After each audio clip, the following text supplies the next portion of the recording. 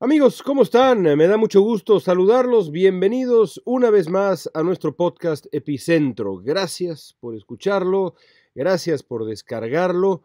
Y hoy quiero comenzar diciendo algo que es absolutamente fundamental, que es suscríbanse al podcast.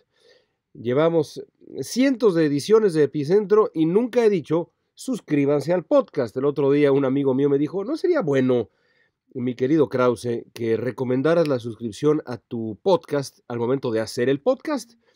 Pues sí, le dije, tienes toda la razón. Así que, por favor, suscríbanse a Epicentro, ya sea al podcast auditivo o también al canal de YouTube, en donde también estamos grabando ahora el podcast en audio y video. Por cierto, un saludo a quienes nos ven ahora justamente en YouTube. Bueno, comencemos. Cuando pensé a qué dedicarle este podcast del día 18 de septiembre, porque es el día que grabamos Epicentro, los lunes, el 18 de septiembre, el día de hoy, originalmente había yo pensado que me hubiera gustado dedicarle Epicentro a los 70 años de mi padre. Mi padre cumplió 70 años el 16 de septiembre y publiqué un artículo en el Universal que fue bien recibido, un artículo escrito pues desde lo más profundo de mi ser, ¿qué puedo yo decir? Pero luego pensé que no era el momento, a pesar de que estamos hablando de los 70 años de mi viejo, de hablar de él. Ya escribí lo que escribí y creo que hay temas mucho más urgentes que celebrar una vida celebrable, sin duda, como la de mi padre. Y para quien quiera saber qué iba yo a decir, más o menos, pues está el texto en el Universal. Pero hoy quiero hablar de Mara Castilla. Hoy quiero hablar de lo que ocurrió con esta joven mujer de 19 años de edad, originaria del estado de Veracruz, que vivía en Puebla con su hermana Karen, una mujer alegre, una mujer dulce, una mujer hasta donde sabemos todavía con dejos infantiles, pero también una joven mujer viva completamente, llena de amigos, llena de alegría.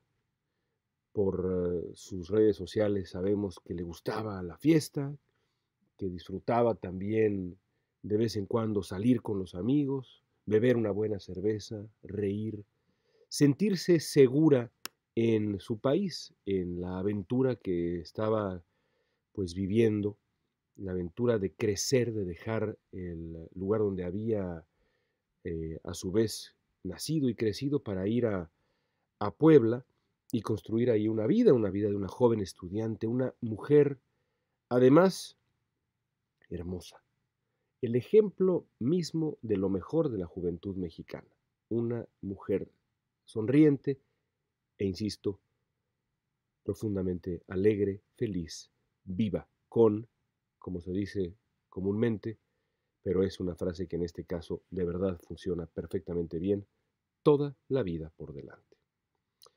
Toda la vida por delante hasta que el 8 de septiembre pasado salió a, como lo hacen los jóvenes en todo el planeta, a la fiesta con los amigos y al volver decidió pedir un transporte a una aplicación, la famosa Cabify, y le confió la vida al chofer, como hemos hecho muchos, muchísimos, desde el invento de estos servicios y desde antes con los taxis y con el transporte público y demás.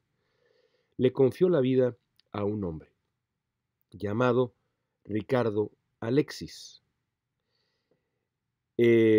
Aparentemente Mara, y esta historia muchos la saben, pero no está de más, digamos, hacer la crónica breve de nuevo.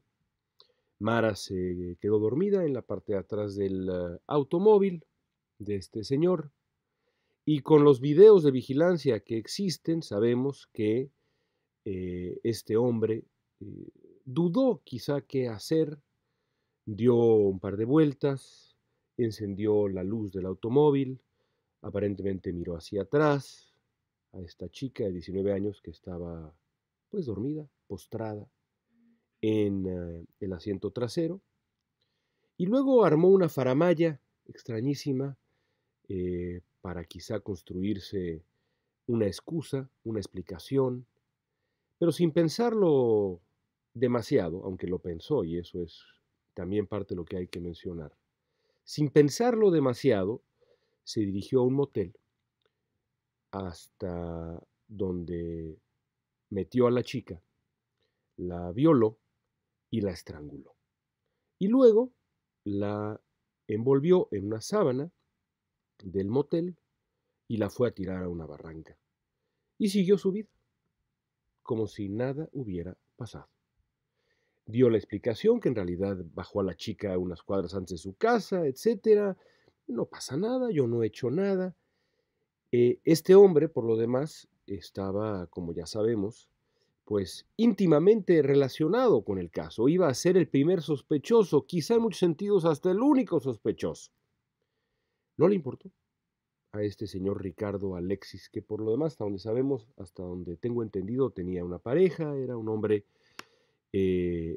era un hombre, pues también con una vida, que en un momento dado decidió robarse lo que no era suyo, robarle, robarle la sexualidad a esta joven mujer, robarle luego la vida.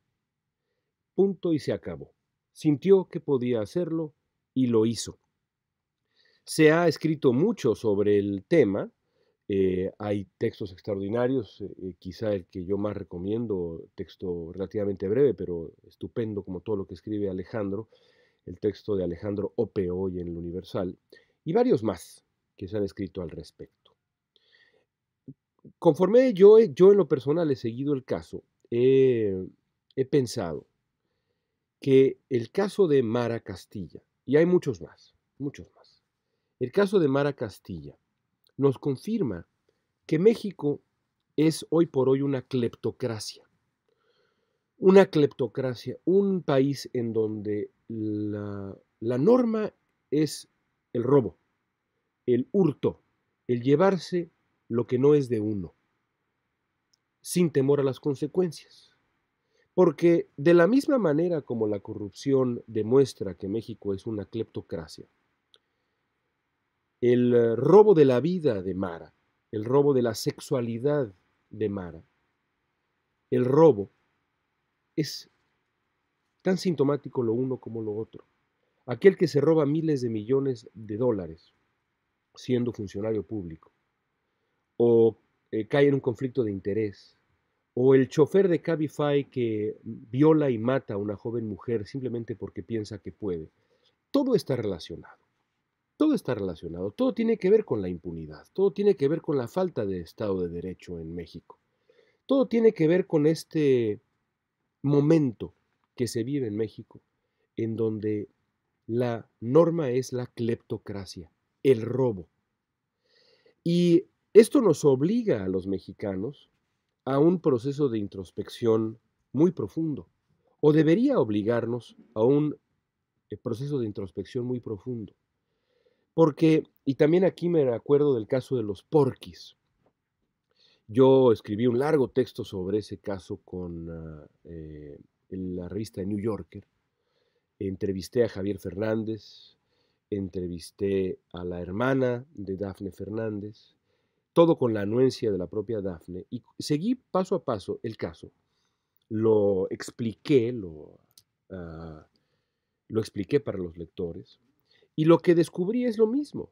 Los porquis violaron a Dafne porque creían que podían robarse la sexualidad, la dignidad de esta joven mujer veracruzana y que nada iba a pasar, porque se sentían poderosos, ricos, hombres, vaya usted a saber. Todo eso nos devuelve al concepto de la cleptocracia. México es un país en donde la norma es robar lo que uno quiera, sin temor a las consecuencias, incluso cuando el principal sospechoso va a ser uno mismo, de manera evidente, como en el caso de este auténtico desgraciado por no decir otras cosas, y tengo que averiguar cuántas groserías puedo decir aquí, porque a lo mejor en podcast puedo explayarme. Este auténtico desgraciado chofer de Cabify, Ricardo Alexis. Pero decía yo que nos obliga a un proceso de introspección social y cultural, porque así es. Y me remitió todo este asunto de lo que ocurrió en Puebla. Me remitió a una tragedia en un lugar completamente distinto a México. Una tragedia que también he estudiado a fondo por varias razones. Y en parte también se debe a que hay un libro absolutamente canónico sobre esta tragedia y sobre la reacción del país donde ocurrió. Me refiero a lo que sucedió en el 2011, junio del 2011, con un noruego llamado Anders Behring Breivik. Seguramente ustedes se acuerdan del caso, un hombre que mató a 77 personas, muchos de ellos jovencitos, entre Oslo y la isla de Utoya. Este asesinato múltiple, esta masacre absolutamente enloquecida, desgarradora, obligó a Noruega a un proceso de introspección nacional. No nada más sobre el caso específico de Breivik, sino el contexto social, cultural, educativo en el que había crecido Breivik. Y por supuesto, esto dio paso a, insisto, uno de los mejores libros que yo he leído en los últimos años, un libro llamado Uno de nosotros. La autora es de apellido Seierstad, si mal no recuerdo. Y es un libro muy grande, muy detallado, que sigue la vida de Breivik y de la masacre, la historia de la masacre, paso a paso. Las hojas en donde Seierstad cuenta la masacre de Utoya son de las cosas más, son estas páginas de las cosas más absolutamente brutales que he leído en mi vida, pero son profundamente necesarias para nosotros. Y lo son también, y esta es la clave, para los noruegos, y lo han sido para los noruegos, que trataron a Breivik como uno de ellos. Aceptaron, y de ahí el título del libro, que este hombre capaz de matar a 77 personas, muchos de ellos en Utoya a absoluta sangre fría, apenas a unos centímetros de distancia, sin tocarse el corazón, era uno de nosotros, uno de ellos, parte de la sociedad noruega. Y lo que hay que decir, amigos, y eso es lo que es terrible y durísimo para un mexicano, es que Ricardo Alexis es uno de nosotros.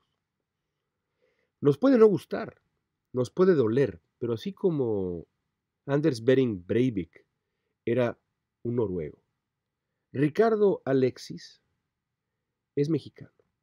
Ricardo Alexis es producto de México. El camino que llevó a Ricardo Alexis a voltear a ver el asiento trasero de su auto y ver a una chica desvalida, dormida, joven, y decidir que podía robarle todo lo que le robó. Ese camino es una vida mexicana, así como la vida de Breivik es y fue una vida noruega, y ha sido porque está vivo Breivik en la cárcel. La vida de Ricardo Alexis es una vida mexicana, y yo por eso creo que estamos obligados a aceptar que este hombre, este ladrón de vida y de muchas otras cosas antes, es uno de nosotros. Y por lo tanto, tenemos que ver a los ojos qué estamos haciendo mal. Porque un país que explota, descuida, abusa de, trafica a sus mujeres, es un país suicida. Y en el caso de México es doblemente brutal porque cuando uno conoce la realidad mexicana, yo por ejemplo contaba en Twitter hace unos días que he tenido el privilegio de entrevistar a cientos de inmigrantes acá mexicanos. Y si algo tienen en común, si hay un factor que tienen en común, uno es el carácter heroico de sus madres, y sus abuelas, las mujeres de sus vidas. Entonces, en el caso de México, en donde la figura femenina es tan importante, es todavía más repugnante y preocupante y alarmante que ocurra lo que está ocurriendo. Y aquí también tenemos que pensar qué le estamos enseñando a los más jóvenes, qué manera de relacionarse con la mujer le estamos enseñando a los más jóvenes, si estamos o no demasiado fascinados en México con la narcocultura. Leía yo una pieza también hoy por la mañana, lunes, por la mañana, sobre el efecto de las narcoseries y el atractivo de la narcocultura en ciertas áreas de la sociedad mexicana y casi se podría decir ya en buena parte de la sociedad mexicana o en su mayoría, porque decía esta nota de Federico Arreola en SDP Noticias, decía que cuánta gente había marchado eh, terriblemente indignada por la muerte de Mara, y en la noche habían llegado a ver narcos. Eh, todos tenemos que preguntarnos eso. Todos tenemos que preguntarnos qué estamos haciendo mal para que en México pueda nacer, crecer, madurar una vida como la de Ricardo Alexis, el violador y asesino de Mara Castilla. El día que logremos ver a los ojos nuestra realidad, el día que logremos ver a los ojos lo que estamos haciendo mal como sociedad, el día que asumamos que Ricardo Alexis es uno de nosotros, no un desgraciado aislado, sino uno de nosotros, así como Breivik era uno de ellos, ese día daremos un paso adelante para comprender por qué nos están ocurriendo estas tragedias que nos rompen el corazón. Vamos a dejarlo ahí, amigos. Hasta la próxima semana.